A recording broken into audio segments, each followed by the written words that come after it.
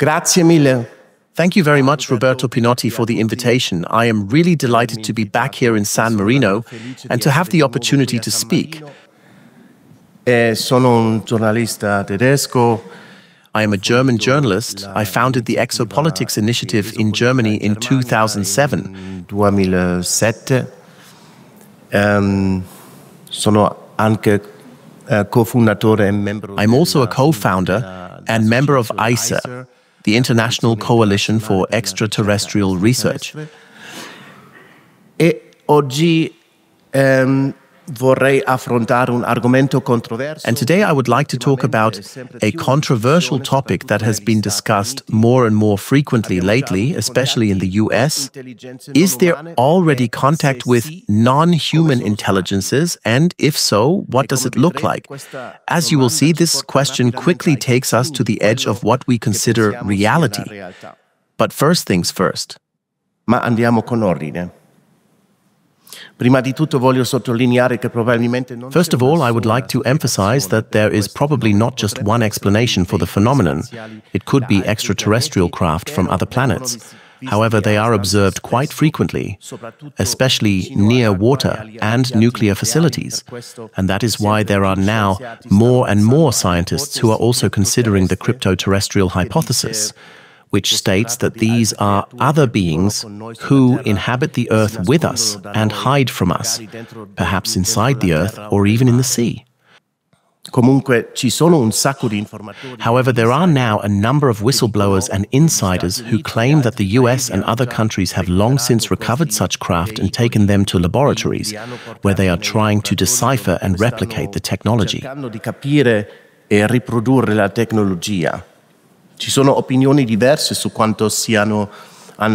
There are conflicting statements about how far they have gotten with this. Some say that terrestrial researchers have no idea what they are dealing with. Others claim that they have seen replicated flying craft and that they have been operating for a long time. And if that is the case, then it is, of course, all the more difficult to say what we are dealing with. However, there is another hypothesis, namely that these are time travelers or multidimensional visitors, both from outside our space-time. There is also some evidence to support this hypothesis. It is therefore important to say that there is not just one possible origin, but that all of them may be true. But in this lecture, I am primarily concerned with the potentially multidimensional phenomenon. As you know, in June 2023, a whistleblower named David Grusch went public.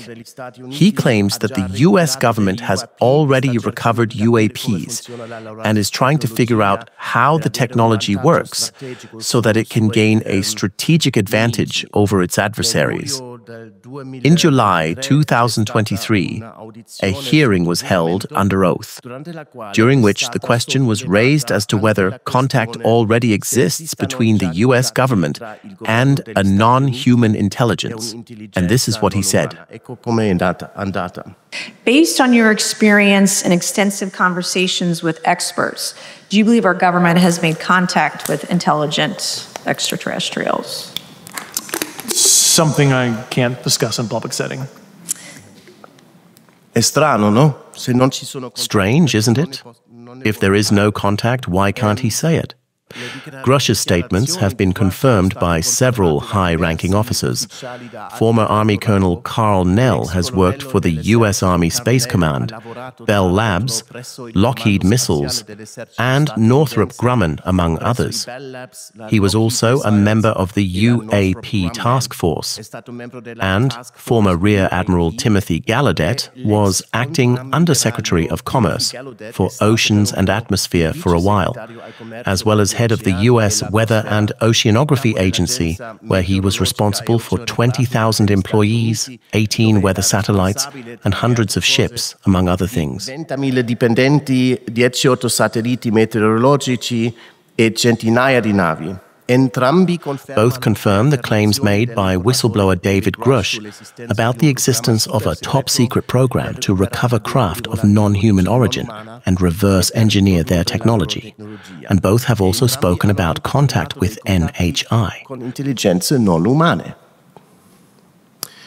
Let's start with this gentleman here, Rear Admiral Tim Gallaudet. I think it's about time that we do disclose that we are in contact with non-human intelligence. That's what needs to be put out there in the public. Can you read the subtitles here? Okay. And in May 2024, Karl Nell was a guest at an investor conference where he said the following. Do you believe that a higher form of non-human intelligence has visited this planet? Right. So non-human intelligence exists. Non-human intelligence has been interacting with humanity. This interaction is not new, and it's been ongoing. And there are unelected people in the government that are aware of that. And so, Karl, that is quite a bold statement. I'm wondering, and I'm curious, how confident are you that that is true? There's zero doubt. If you're confronted with the reality of your religious belief system, like the reality of the metaphysical, an angel, a messenger from God, what have you, that's going to be a sea state change in your way of dealing with reality, right? Even though you already believe it, right? So it's one thing to believe and it's another to know. Okay. In January, another whistleblower came forward who further clarified this question of contact. Jake Barber formerly served in the Air Force. He claims that he was hired as a helicopter pilot and assigned to a team responsible for recovering crashed craft at an undisclosed test site in the desert. Di aerei precipitati in un campo di prova segreto nel deserto. On one occasion, he recovered an object that looked like a 6-meter-long egg. Through his night vision goggles, it looked similar to the image shown here, had no visible propulsion, and appeared to be pearl-white metallic. Un'altra volta, on another occasion, he was involved in the recovery of several craft that looked like flying saucers. Jake Barber describes a spiritual experience as he approached the site and had to recover the object. doveva recuperare l'oggetto. Durante il sorvolo, As he flew over, he felt sadness mixed with joy and was overcome by a deep presence. Despite his confusion, he continued the mission and felt a feminine energy that, he says, has guided and protected him ever since.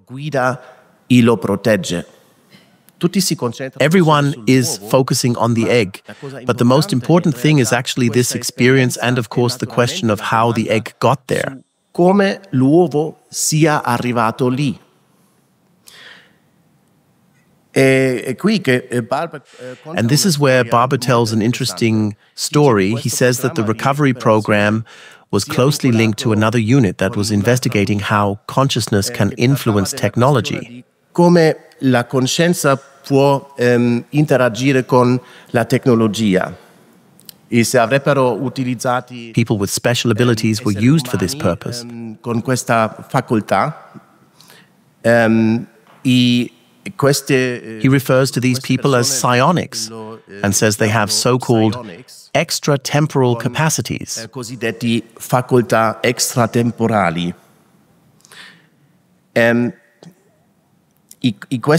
These people then attracted the craft through meditation, which is quite strange. Esti oggetti volanti. Ma questo è strano. It seems that experiments were also carried out in the Soviet Union. In April 2000, Michael Heseman's magazine 2000 published a very interesting interview conducted by correspondent Valery Uvarov with Russian Air Force Major General Vasily Alexeyev. At the time, he was commander of the Space Communications Center in Moscow and reported on the Soviet secret findings regarding UAPs. He spoke of actual interactions with UAP and mental contact with officers. He mentioned that interactions with UAP had occurred at certain test sites. He said that when one pointed one's arms in a certain direction, the UAP changed shape and became flatter in the same direction.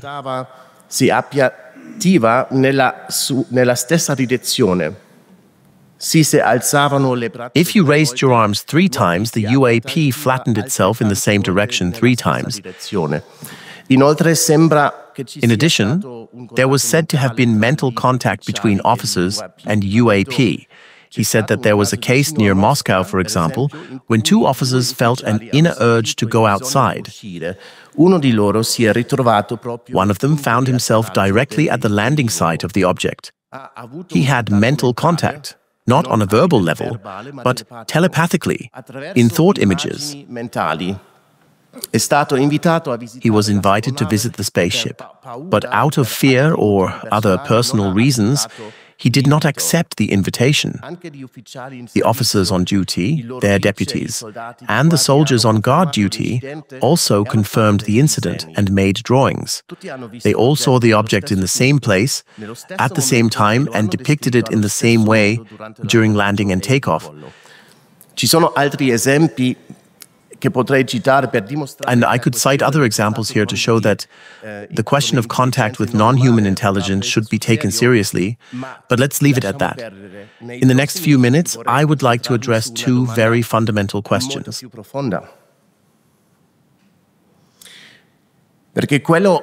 Because what Jake Barber and the Russians allegedly did raises some fundamental questions.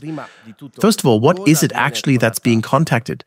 According to current official knowledge, the existence of UAPs is acknowledged, but no one knows what is behind them. But there is an even more pressing question, namely, how is this contact supposed to work? Because according to our current science, it should not work at all, as claimed here. That is absurd, because when someone expresses a wish for a UAP to appear, that is a subjective wish that springs from our emotional world. Consciousness is one of those things that science knows must exist, but has no clue what it actually is. On the other hand, there is objective reality, which can be observed, measured, and proven. Reality only comes into being through measurement. According to the currently prevailing worldview, there is no connection whatsoever between the subjective and the objective world. Subjective reality cannot really be measured and is therefore considered intangible and unreal according to our worldview. So, there is no connection at all.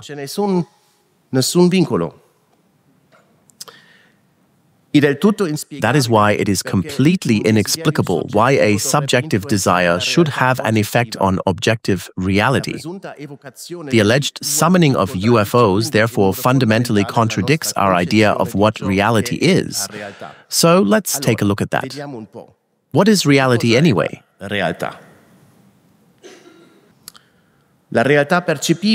Perceptible reality is the colorful line up there. We only perceive a tiny fraction of reality. Our visual perception usually only ranges from 400 to 700 nanometers. That is a tiny fraction of all the frequencies buzzing around us. The large gray area to the left and right of this is the frequency range that we cannot see, but we can measure it. However, this does not mean that we can measure everything that we cannot perceive. According to current theories, 80% of the universe consists of dark matter. It is called dark matter because we cannot see or measure it. But there must be something there, because without its existence, the formation of stars, planets, and galaxies would be inexplicable. In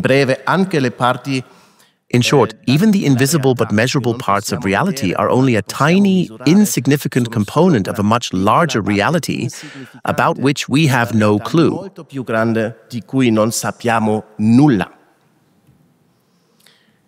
In addition, quantum mechanics raises fundamental questions about the nature of reality. It is now well established that there are no physical quantities that are independent of the observer, so we can no longer assume that anything exists physically without being observed or measured.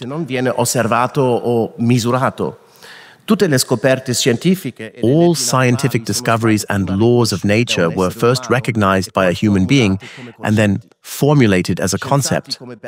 Scientists such as Bernardo Kastrup and Donald Hoffman point out that our brains are incapable of comprehending and processing quantum reality in all its infinite entangled correlations.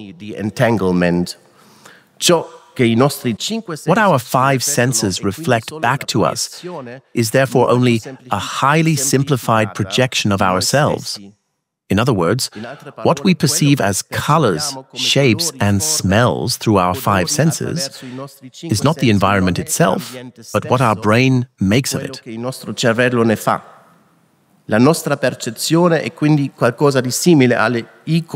Our perception is therefore something like icons on a computer desktop that make our work easier, simplifying the incredible complexity of the big picture out there so that we can work with it within our framework.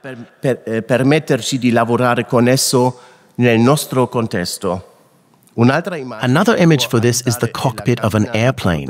The screens show the pilot everything he needs to know: altitude, speed, wind direction, etc. The pilot can look out the window during landing and see the surroundings as they really are. But he could also land the plane using only the displays and instruments in the cockpit.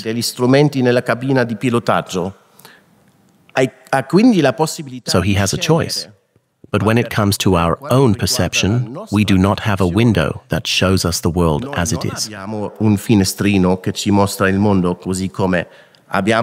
We really only have the display panels. And then it happens time and time again that things appear on our screen that don't belong there. For example, poltergeist phenomena. These have been documented for centuries, even scientifically. Here is a famous case that was even reported in Der Spiegel in a very serious manner. The Rosenheim haunting took place in 1967 and 1968 in a law firm. This case is interesting in that, through the collaboration of technicians, police, physicists, and parapsychologists, the phenomena in question were at least partially objectively documented, and all previously known physical influences could be largely ruled out. There were telephone disturbances. The phones repeatedly called the toll-based time service on their own.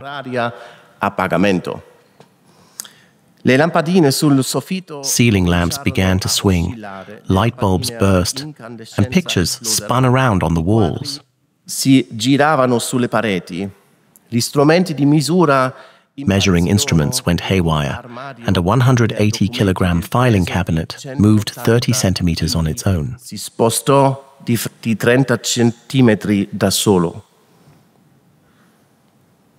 Physicists and parapsychologists from 3 universities documented and analyzed the paranormal events.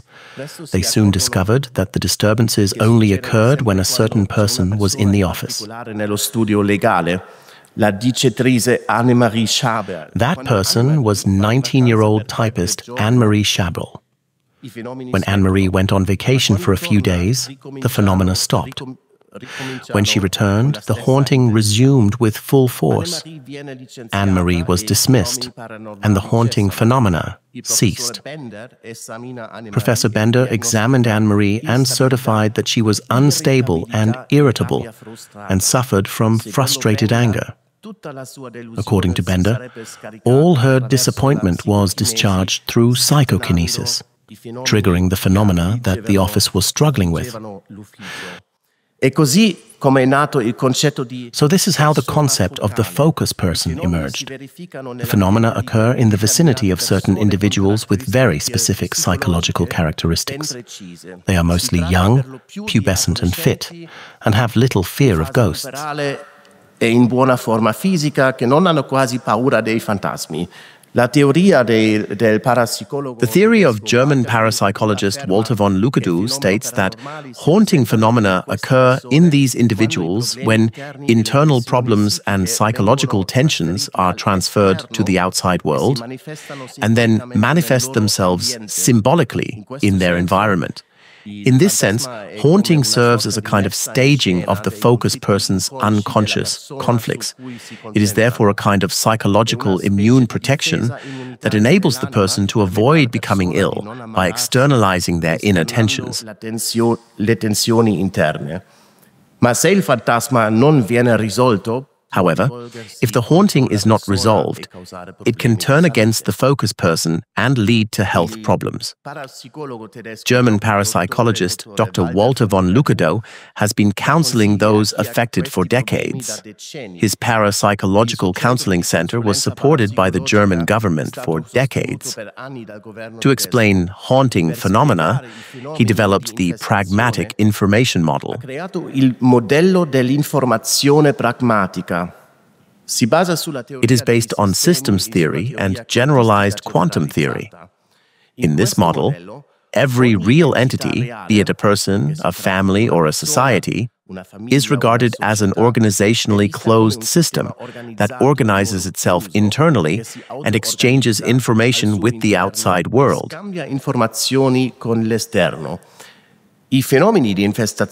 Haunting phenomena arise when the tension in such a closed, self-organizing system rises to such a point that something must happen to release it. The haunting phenomena represent significant events for those involved, leading to the resolution of the tension. Ci sta dentro, I portano alla risoluzione della tensione.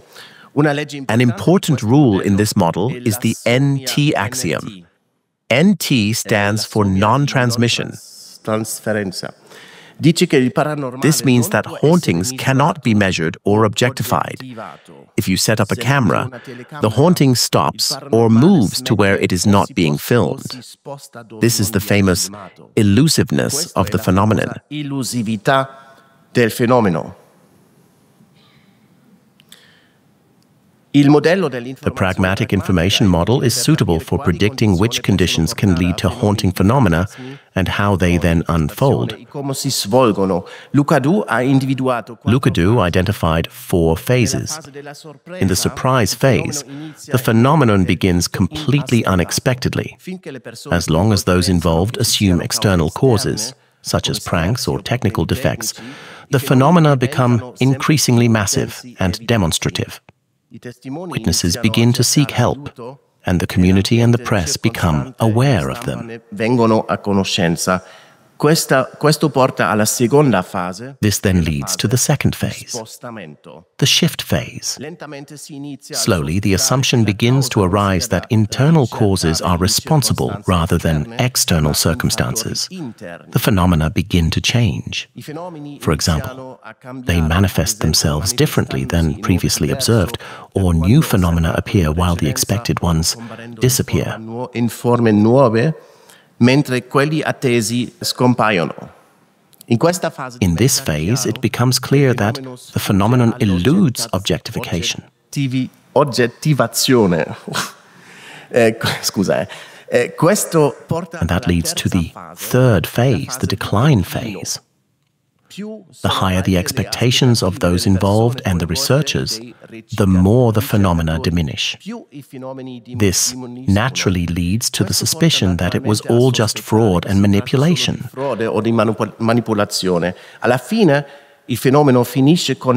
And finally, the phenomenon ends with the suppression phase. Here, the suspicion of fraud is openly expressed. Those involved and witnesses are discriminated against and ridiculed. A social repression mechanism sets in. The supernatural world does not like to be scrutinized, And this has also been demonstrated in many experiments conducted at the Pierre Lab at Princeton University. Princeton University. Questi esperimenti hanno confermato più volte. The effect of mind on matter has been confirmed time and again. This image symbolically shows one of many variations of an experiment. The wooden box contains a random number generator that spits out ones and zeros at random. In modo del tutto casuale, degli uno e degli zero. When a 1 comes up, the red light comes on, and when a 0 comes up, the green light comes on. If you follow this for a while, the red and green lights should come on more or less equally often according to the normal statistical distribution. But if you sit someone in front of it and tell them to make the red light come on more often than the green light, then you actually see a statistically significant deviation from the normal distribution, and the red light comes on more often than the green light. E la lampadina rossa si accende più spesso di quella verde. This only works for a while. The longer you continue the experiment, the more this paranormal effect disappears in the statistical data. Paranormale scompare dai dati statistici. Bisogna quindi sviluppare. You then have to develop another experiment and start again, and then the ghostly influence of spirit on matter reappears. Spettrale della mente sulla materia ritorna. This is the NT axiom from Walter von Lukadu's model. Parapsychologists also refer to this as the reproducibility crisis.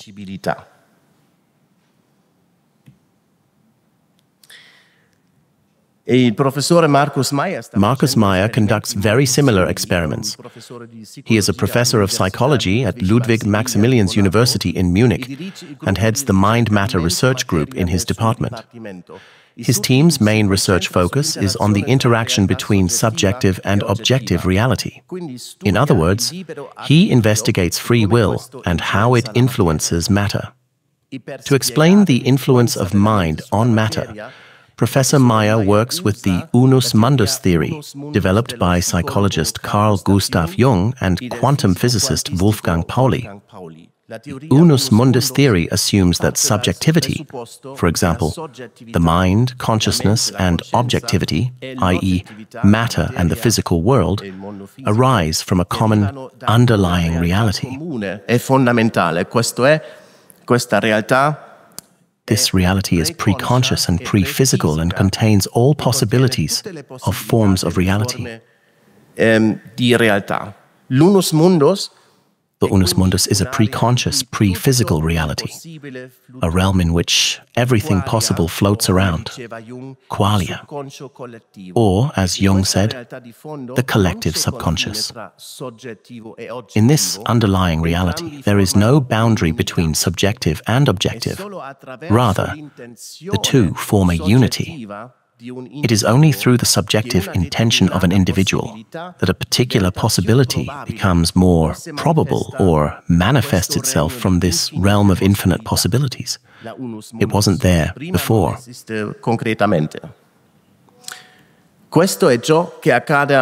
And this is precisely what happens in experiments with random number generators. A subjective desire leads to a material result in reality. But this is not purely objective, but rather something between subjective and objective.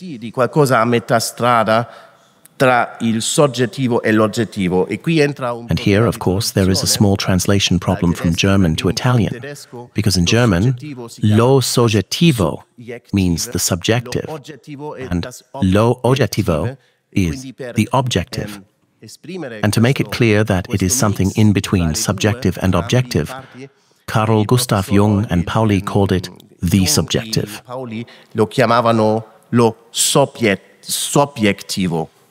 And that's why I chose the term sobiettivo for this lecture, to make it clear that it is a mix of both. It's a bit difficult. Un po' difficile. Ok. Quindi So it is not something completely objective, but something in between subjective and objective. Per chi lo percepisce, For those who perceive it, it has a high subjective significance, but when you try to objectify it through more precise measurements, it loses its importance and meaning. And that is why Meyer calls it the subjective, because it is a mixture of subjective and objective. Professor Meyer therefore suggests that reality cannot be solely subjective or objective, but that there is also a mixed reality in between, and it is brought about by autonomous, volitional entities. First and foremost, of course, humans, but other entities such as God, demons, spirits, extraterrestrials, and so on are also conceivable. I demoni, gli spiriti, gli alieni, etc. This subjective reality is of great subjective importance to those who caused it. But when one tries to objectify it through precise measurements, contradictions and alternative explanations arise. Emergono contraddizioni e spiegazioni alternative. Da un punto di vista puramente oggettivo, from a purely objective point of view, the meaning of subjective phenomena disappears. And that means that conventional scientific investigations, which are concerned with reproducibility and controlled conditions, can hardly lead to any results here. Difficilmente possono portare a risultati. All of this naturally leads to the question of whether UAP could be a phenomenon that is subjective in nature, therefore a mixture of subjective and objective, and originates from the unus mundus. As I said, unus mundus is this greater reality that underlies physical reality, where there is no boundary between subjective and objective, and it is only through an impulse of will that we create a manifestation of it in our world and give it concrete form. If this is the case, then the concrete form of the phenomena must always depend on the person perceiving them, and UFOs would also have to exhibit similar behavior to paranormal phenomena. A questi fenomeni di infestazione. Looking back through history, people have always observed strange phenomena. Chris Obeck and Dr. Jacques Vallée have compiled 500 accounts of strange phenomena from history in their highly recommended book, Wonders in the Sky. They date back to the year 1000 AD. Risalgono fino all'anno 1000 d.C. As is the case today, hoaxes and misinterpretations cannot be ruled out in these historical cases, but the study shows that UFOs are a persistent problem. The phenomena were often interpreted by the population in religious terms as a message or punishment from God. But even in more recent times, it is still not at all clear what a UAP actually is. We have the cliched idea of flying saucers, but that is only one of countless forms that have been observed. A wide variety of shapes have been reported. Here are some examples from a Wikipedia page about sightings in England. The sketches are based on witness reports that have since been published by the British National Archives, but over the decades, an incredible number of different shapes have been seen, which could of course mean that we are being visited by a wide variety of civilizations on our planet, if they are extraterrestrials. Civiltà diverse visitano il nostro pianeta, se si trattasse di alieni. Here we see a page from a French magazine, and here is the US Air Force identification card. All objects are weather balloons, even the Batmobile, except for the weather balloon, which is swamp gas. Scherzi a parte. Joking aside, what I'm trying to say is that the phenomenon manifests itself in a wide variety of forms. The great German UAP researcher Hillebrand von Ludwiger independently collected and analyzed the UAP forms described by witnesses. And in his IGAP Report Number 1, published in 2017, he concludes, "The shapes of UAPs are incredibly diverse. Hardly any two types of objects are alike. And when the shapes are simple, such as triangles, the details of each triangle are different. Even the flying saucers not only vary in size, but also have very differently shaped and sized domes." This was also noticed by James T. Lakatsky, a former employee of the U.S. military intelligence agency, DIA. At the time, he headed the secret UAP research program, AAWSAP. In a podcast in October 2023, he said, "It's like we're taking a trip in our car, and every vehicle on the road has a different design." An interesting observation. How can that be? In the automotive industry, we do exactly the opposite, of course. Every SUV looks exactly like every other SUV, but with UAPs, it's the opposite. Over the decades, UAPs have repeatedly changed their shape. Before the beginning of the 19th century, people saw airships. During World War II, Allied fighter pilots were accompanied by Foo Fighters. After the war, ghost rockets were seen in Sweden. In the 1950s, many witnesses described circular metallic discs. In the 1990s, it was flying triangles, and now it's drone-like, round tic-tacs that are haunting the US military. And it could well be that we are not even aware of the real trends because everything is subject to military secrecy.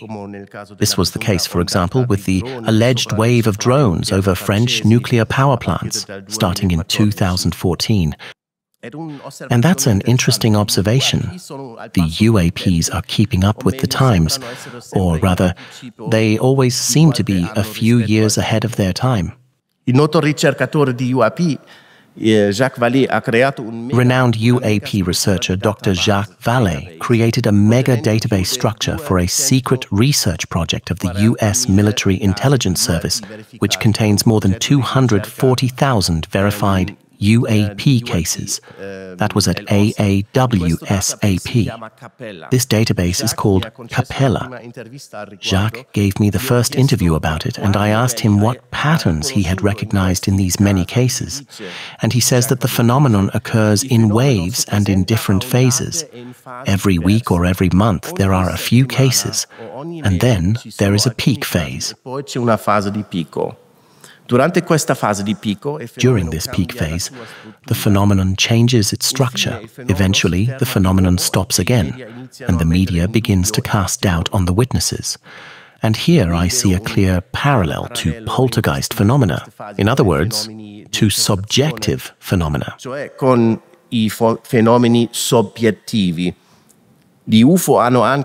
UFOs also have the characteristic of appearing in ever new and surprising variations and behaviors. And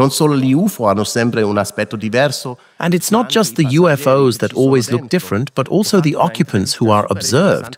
I conducted a very interesting interview on this topic with the famous Spanish UAP researcher José Antonio Caravaca. He is one of Spain's leading researchers. He has published 9 books and over 1,000 articles on UAP, cryptozoology, archaeology, and other topics related to mysterious phenomena, and works for many media outlets.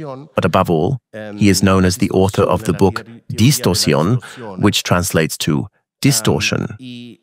His new book is titled En la mente de los ovnis, which translates to In the Mind of UFOs. For his latest book, he analyzed more than 10,000 reports of close encounters with alien beings. He notes that the technology observed by witnesses in reports from the 1950s to the 1980s now seems quite outdated. They report levers, colorful buttons, and computer screens. Caravaca says that it all looks quite vintage and, technically speaking, only about 20 years ahead of what was available at the time.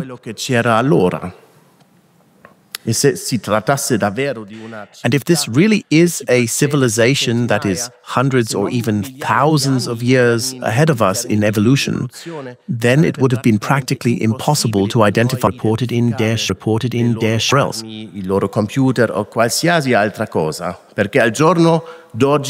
Because nowadays, everything is operated by voice or hand. Caravaca therefore concludes that what the witnesses are experiencing could be a kind of staging, one that the witness can make sense of based on their current knowledge. And that leads him to his distortion theory. It assumes that the UAPs observed are the result of a mysterious interaction between the observer's consciousness and something else we have no idea about.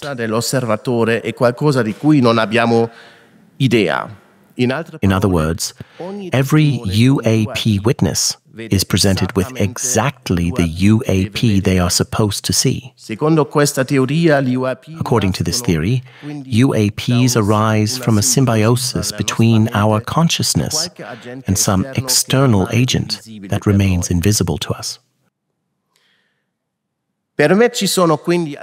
For me, there are some obvious parallels between hauntings and UAPs. Both phenomena occur in a wide variety of forms and surprise us with ever-new variations.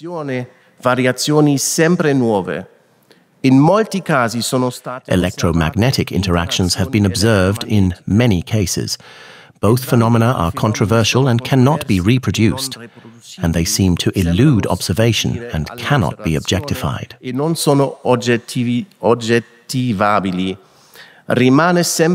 A residue of doubt always remains. Both phenomena appear to be related to specific individuals and trigger profound personal processes in them.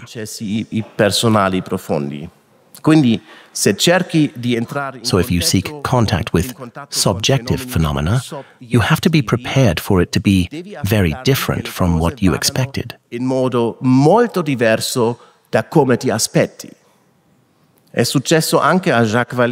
that's what happened to Jacques Vallée, as he recently told me in an interview. Here's just a small excerpt at the end. Aber ich hatte nie selbst eine Erfahrung mit einem Wesen, bis ich ein Experiment gemacht habe, das mir empfohlen worden war. Und zwar in meinem eigenen Haus. Die Idee war, einen bestimmten Ort festzulegen, ohne komplizierte Rituale, sondern einfach geografisch. Also einen Ort, an dem sich etwas manifestieren sollte. Und ich würde dann bereit sein, falls etwas passieren sollte.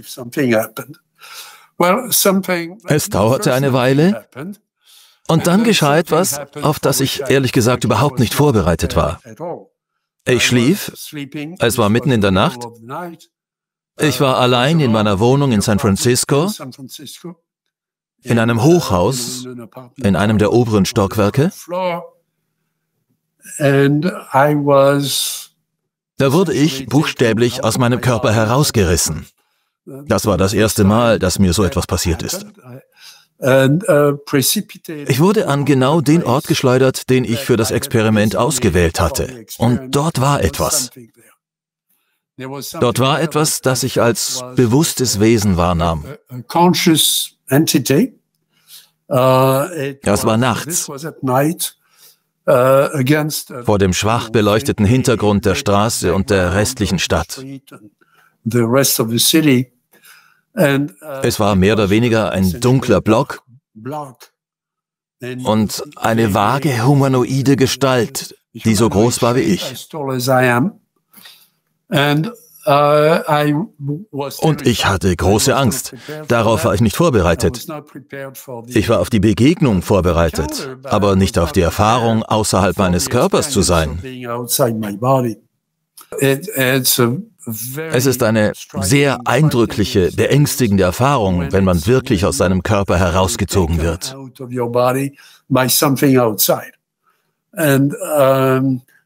Ich hatte solche Angst, dass mich die Panik zurück in meinen Körper trieb der in meinem Bett schlief,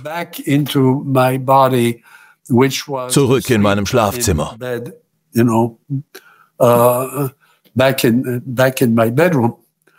Und dann bin ich aufgewacht. Das war definitiv kein Traum, kein Wachtraum.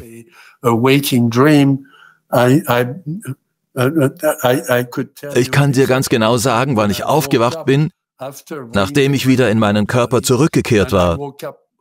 Ich bin weinend aufgewacht, in Panik.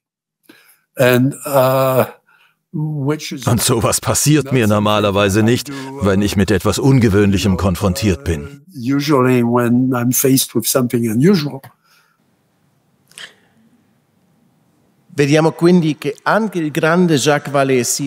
we see that even the great Jacques Vallée was confronted with something completely unexpected. He hadn't anticipated it at all. And in my opinion, that's because it's the very nature of the phenomenon to bring something new into our lives. And that can be very beautiful or very frightening, as in this case.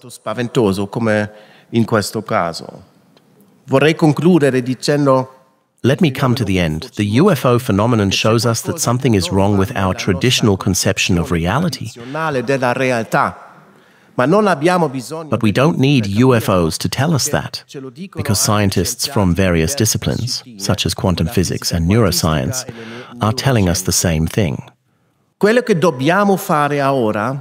What we need to do now is to acknowledge that our reality is bigger. If we want to understand the phenomenon, we must stop believing that the only thing that is true is what can be objectively measured and proven. We need to expand our current scientific methodology. Above all, we need to understand that what we perceive as external reality is closely linked to our inner thoughts, intentions, and desires. Ai nostri pensieri, alle nostre intenzioni e ai nostri desideri interiori. Dobbiamo capire. We must understand that we are all part of a single vast consciousness, and that we have a great influence on what manifests in our reality. I believe this is an important prerequisite for contact with other beings, but also for contact between us humans. Once we understand that we are all one and how much our thoughts and desires shape reality, our world will be a better place. Thank you. Migliore. Grazie per l'attenzione.